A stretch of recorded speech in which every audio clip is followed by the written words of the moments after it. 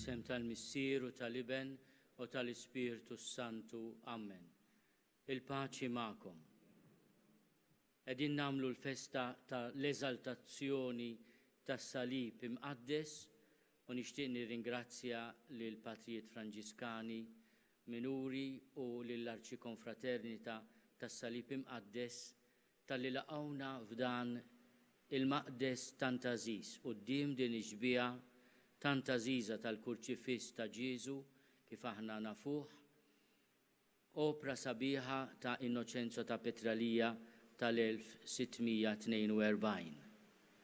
Minn dak iż-żmien dan il-Kurċifiss jiġbed il-qalb tagħna lejn il-mulej li permezz tas-salib imqaddes tiegħu fdina. Tut-talba għażiża, nadurawk o Ġesu u nberkuk għax salibek u l-mewt tiegħek inti fdejtna. Nitolbu lil mulej ħenna lina, jaħfrilna dnubietna u jwassalna għal ħajja ta' dejjem. Mulej ħniena, Kristu ħniena, mulej ħniena. Glorja l-Alla fil-għoli ta' smewiet u paċi fl-art lil bnedmin ta' rida tajba.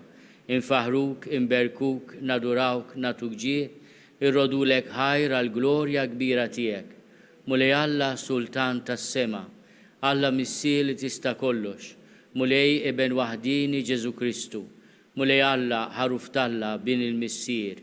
Int li tneħħid nubiet tad-dinja ħenna lina, int li tneħħid nubiet tad-dinja il-qatt tal-btana, int li qiegħed fuq il-lemin tal-Missier ħenna lina, għaliex int waħdek qaddis, int waħdek mulej, int waħdek il-għoli Ġesu Kristu mal-Ispirtu Santu fil-glorja tal-Missier Alla. Amen.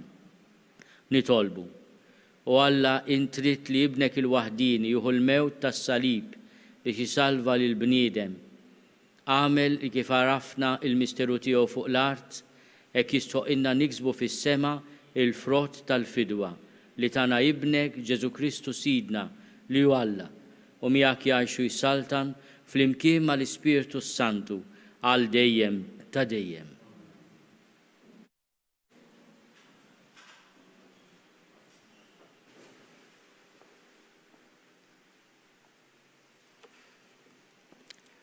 L-ewwel qari. F'dak iż-żmien refgħu il-kamp u telqu meħdejn il-muntanja ħor mat-triq tal-Baħar tal-Qasab biex jeħduha bid-dawra mal-art ta' Edom. Imma l-poplu ddejjaq jimxi u beda jgerger kontra Alla u kontra Mosè. Għala tellajtuna mill-Eġittu biex immutu fid-deżert. M'hawnx ħobs u lanqas ilma. Aħna xbajna b'dan l-ikel ħafif. U l-mulej bat srif velenużi f'nofs il-poplu u bdew jikdmuhom u mietu ħafna mill-poplu ta' Iżrael. U l-poplu marant Mosè qalulu, dnibna, għax tkellimna kontra l-mulej u kontra tiegħek. Itlob li l-mulej ħajwarrab is-sriep minn fostna. U Mosè mar jitlob għall-poplu. U l-mulej kellem lil Mosè u qallu, għamel serb tal-bronz velenus u arbulaħ bħal standard. U kull min jingidem u jħares leħ ifiq u jgħix. U Mosè għamel serb tal-bronz u arbulaħ bħal standard.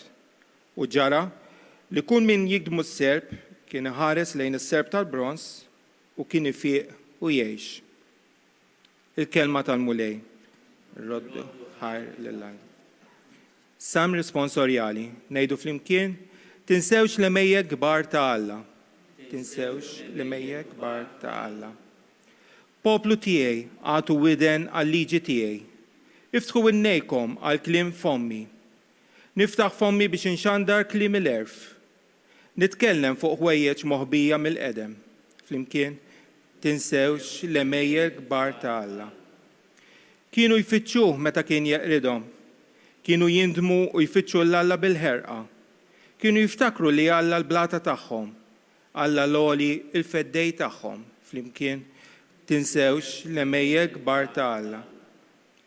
Imma kienu jqarqu bih bi kliemhom, kienu jiktbulu bil-sienhom, għax qalbhom ma kienx sewwa miegħu, ma kienux fidili mal-patt tiegħu, flimkien tinsewx l-emejjek kbar ta' Alla.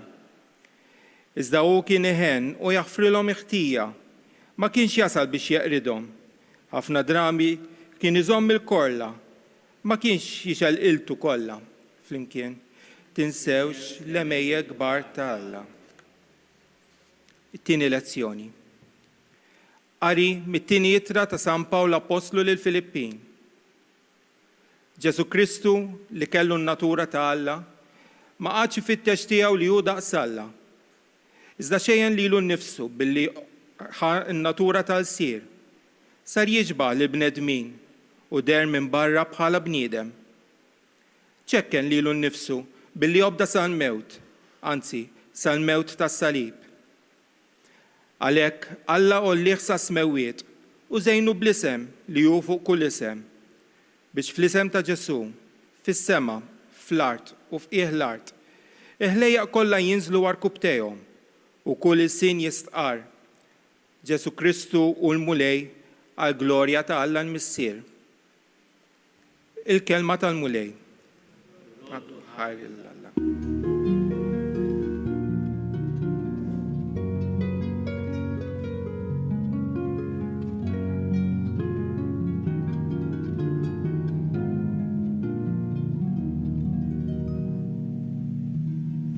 Nadurawk Kristu u nberkuk għax b'salibek fdejt id-dinja.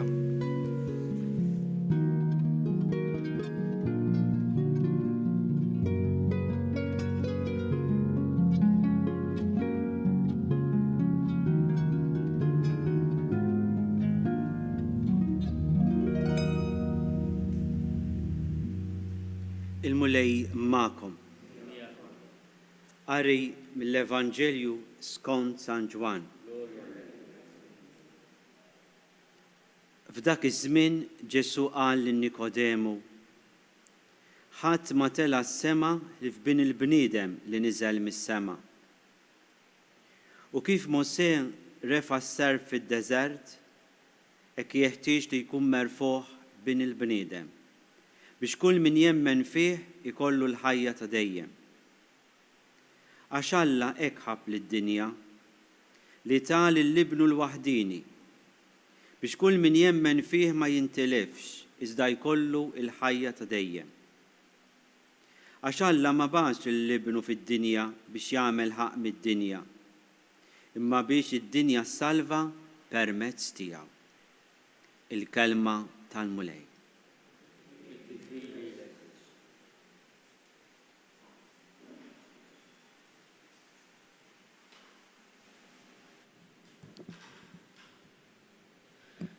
Għal-pagani kien mezz ta' tortura, għall-Lut kien saħta.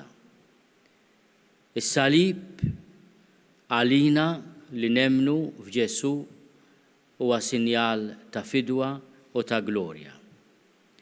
Dak li qegħdin niċċelebraw illum din il-festa antika li taf l-oriġini tagħha mill-preżenza ta' Elena f'Ġerusalem fis-seklu 4, Umbagħad fit-tentattivi li terġa' tinstab ir-relikwja tas-salib fit-8 seklu, meta reġgħet intilfet fid-9 seklu,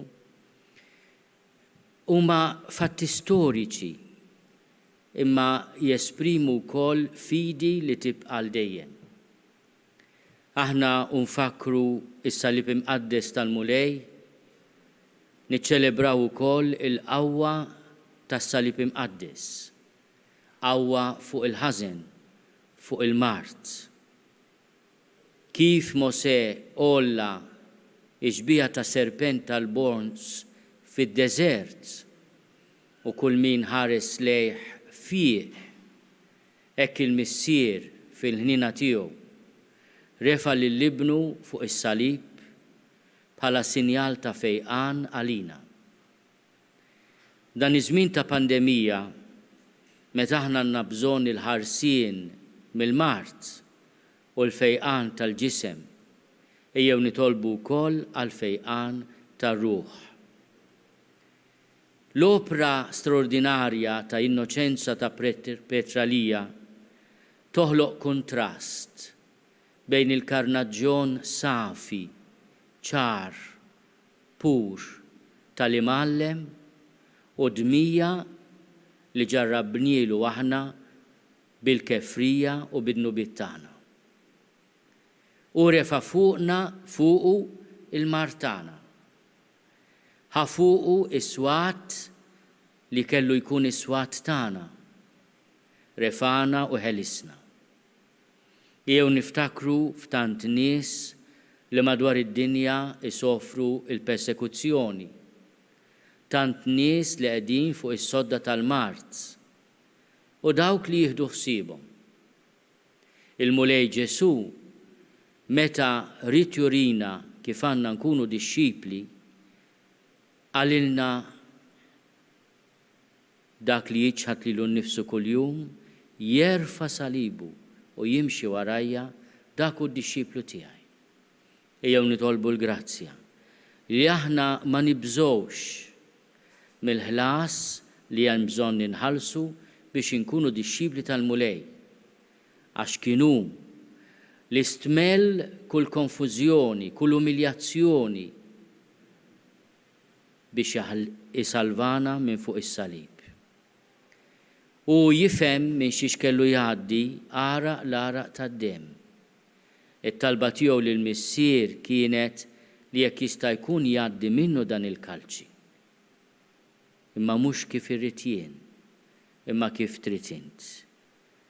San George Preka iħares li s-salib u bħalma jagħmel ukoll San Tumas d'Aquinu jgħidilna fis-salib ta' Ġesu hemm il-mera ta' kull virtù u għall-ktieb il-kbir tal-ħajja nisranija, it-triq li twassalna għall-qdusija. Ejjew nitolbu aħna u nimmeditaw il-kurċifiss u nivveneraw is-salib imqaddes u nitolbu li marbutin ma' rieda ta' Alla f'kull ċirkustanza tal-ħajja insibu il-fejqan u l-paċi tas-sew. Nadurawk o Ġesu mberkuk. Ejjew irresqu t-talb tagħna quddiem il-Mulej u nitolbuh iħares lejn ibnu imsallab fuq is-salib. Jeħlisna minn kull tiġrib, jaħfrilna id-nubit tagħna, ifejqilna il-ġrieħi tagħna. Nitolbuk Mulej teħles lid-dinja minn din il-pandemija, tħares il-pajjiżna, tbierek lil kull min qiegħed jieħu ħsieb il-morda, lill-awtoritajiet tas-saħħa u l-kull min qiegħed idur bil-morda tagħna. Nitolbu. Atina l-grazzja li meta nkunu miġruħa, irrabjati, infixkla, skandalizzati, ittentati, aħna nħarsu lejk fuq is-salib imqaddes u nieħdu minnek lajn ta' kull fejqan u ta' kull paċi. Nitolbu l-interċessjoni ta' Sitna Marija Addolorata biex titfa' fil-qalb tagħna l-ispirtu ta' vera devozzjoni.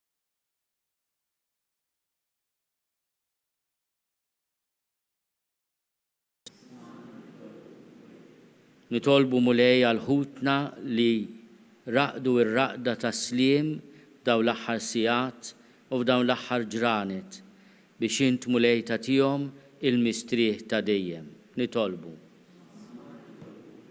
Nitolbu għall-art imqazza, dik l-art li rat il-Ġesu iterraq mat-toroq tagħha fil-widien, fid-deżert, fuq il-muntanji tagħha. Biex il-preżenza nisranija imħarsa tant tajjeb mill-patrijiet Franġiskani tibqa' eżempju ta' fedeltà u sinjal tal-preżenza ta' Alla fostna. Nitolbu. Kulħadd jagħmel talba personali f'qalbu.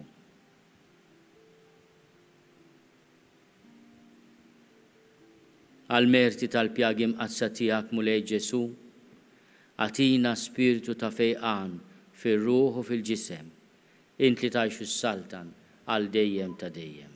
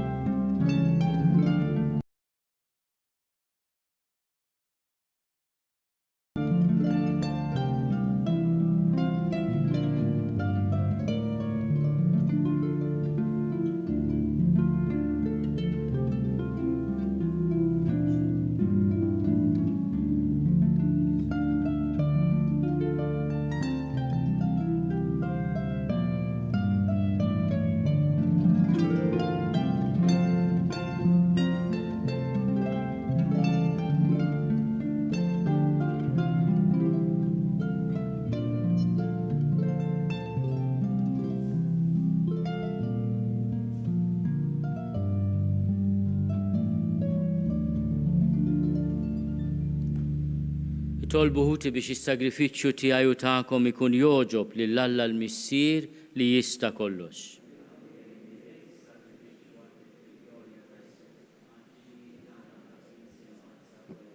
Naddafna mulej minn kull ħtija bis-saħħa tas-sagrifiċċju li sejrin nofrulek.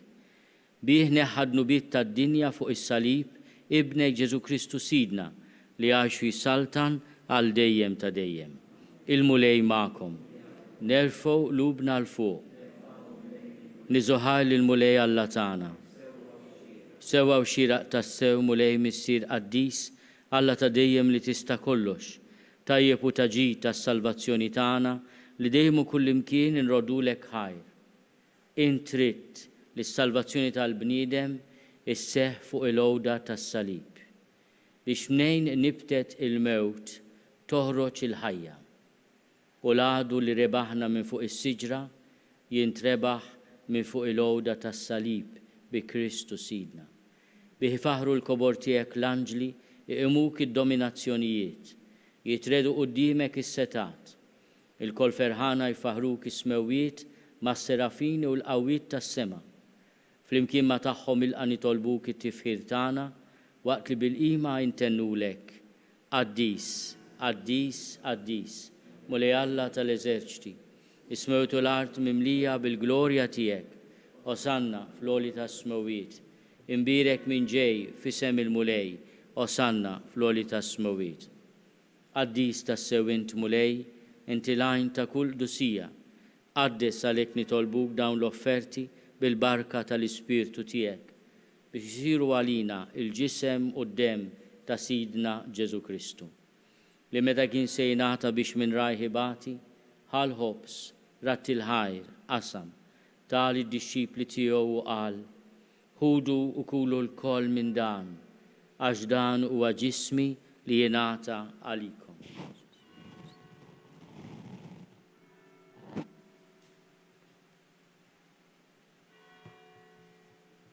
Ekku kol wara l-ikla ħal-kalċi, reġaratti l-ħajr, tali d-disċipli tiegħu u qal, ħudu u jxorbu minnu l-koll, għax dan huwa l-kalċi ta' demmi tal-patt il-ġdid li jibqa' għal dejjem.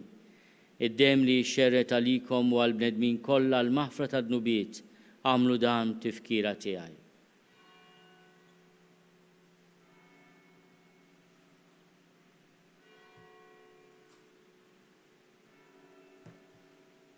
Dan u l-misteru tal-fidi, inħabru l-mewt tiegħek mulej, inxandru bil-ferħ il-qawmin tiegħek, nistennewk sa ma tiġi fil-glorja.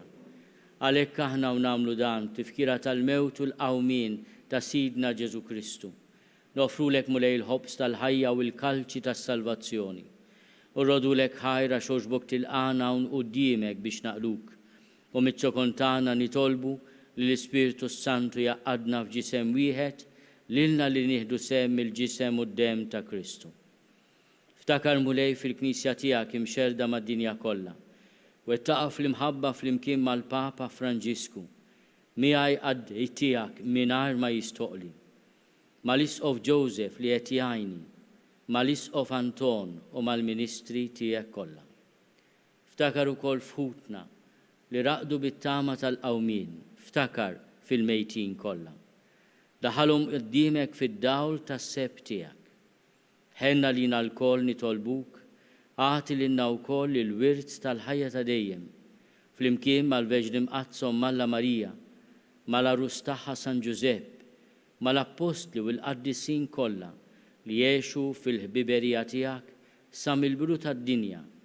Għamel li magħhom infaħruk u nsebħuk Ġesu Kristu ibnek. Bi Kristu, ma' Kristu, fi Kristu. Jingħata lilek Alla Missier li tista' kollox flimkien mal-Ispirtu Santu, kull ġieħu glorja għal dejjem ta' dejjem. Ejjew nitolbu kif għallimna u ridna nagħmlu li bent Alla għas-salvazzjoni tagħna. Missierna li inti fis-smewwiet jitqaddes ismek tiġi saltnatek, ikun li trid int kif is-sema hekk fl-art. Ħobżna ta' kuljum għatina llum, aħfrinna dnubietna palma naħfru li minnu ħati għalina. La ddaħħalniex fit-tiġrib, iżda eħlisna mid-deni. Eħlisna nitolbuk mulej minn kull deni. Atina fit-tjieba l-ħnina tiegħek il-paċi fi żmienna biex inkunu ħielsa dejjem mid-dnub u mħarsa minn kull inkwiet. Aħna u nistennew u nittamaw ilena u l-miġja tas-Salvatur tagħna Ġesu Kristu. Għax tiegħek hija assaltna il-qawwa u l-glorja għal dejjem. Mulej Ġesu Kristu li għadt lill-apostli tiegħek, inħallilkom is-sliem, natikom is-sliem tiegħi, la tħares lejn dnubietna, iżda ħares lejn il-fidi tal-Knisja tiegħek. Għati jaslimu l-għaqda li int trid fiha, int li tgħixu s-saltan għal dejjem ta' dejjem. Il-paċi tal-mulej tkun dejjem magħkom. Għatu l-paċi lil xulxin. Ħaruf talla li tneħħi d-nubiet tad-dinja ħenna lina. Ħaruf talla li tneħħi d-nubiet tad-dinja ħenna lina. Ħaruf talla li tneħħi d-nubiet tad-dinja għatina l-paċi. Mulej Ġesu Kristu bin Alla l-ħaj, bil-mewt tiegħek kif rid minnek il-missier u bil-ħidma tal-Ispiritu Santu intajt il-ħajja lid-dinja. U minn kull ħażen, żomni dejjem fidi lejn il-kmandamenti tiegħek u tħallini qatt ninfiret minnek. Mulej Ġesu Kristu nitolbok li din itqarbina bil-ġisem u d-dem tiegħek ma tkunx il-kundanna tiegħi. Iżda l-ħina tiegħek tkun għalija ħarsin u l-fejqan ta' ruħi u ta' ġismi. Danu l-ħaruf talla, danu li neħid nubiet tad-dinja, ħenin dawk li huma mistiedna l-ikla tal-ħaruf. Mulej ma jistoqlix li tidħol taħt is-saqaf tiegħi, iżda biss kelma waħda u ruħi tkun infejqa.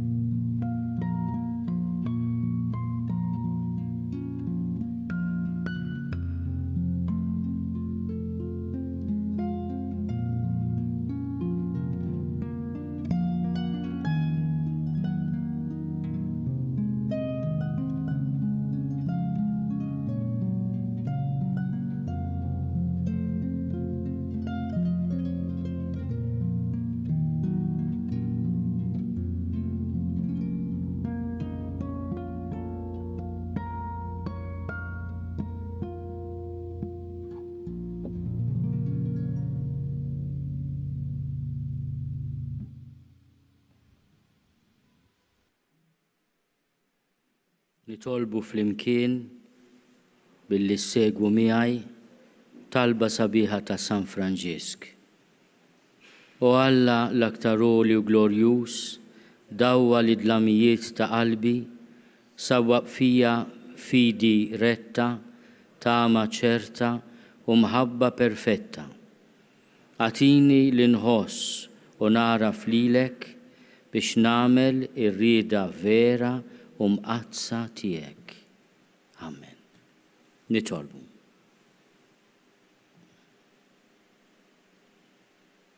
Issa li tmajtna bl-ikel imqaddes tiegħek, fiċċo kontana nitolbuk mulej Ġesu Kristu biex kif bdejtna bis-salib tiegħek li fih il-ħajja tagħna hekk ukoll twassalna fil-glorja tal-qawmien. Int li tgħixu s-saltan għal dejjem ta' dejjem. Nixtieq nirringrazzja lil kull min iffaċilita din it-trasmissjoni fost diversi diffikultajiet dalgħodu, il-patrijiet ta' Ġisu b'mod speċjali l-provinċjali l-ġdid Fader Twani inweduh it-talb tagħna u anke lill membri kollha tal-Arċikonfraternità tas-Santissimo Kurċifiss. Il-mulej magħkom. Iberikkom Alla li jista' kollox il-Missier u l-Iben u l-Ispirtu Santu. Morru fil-paċi ta' Kristu.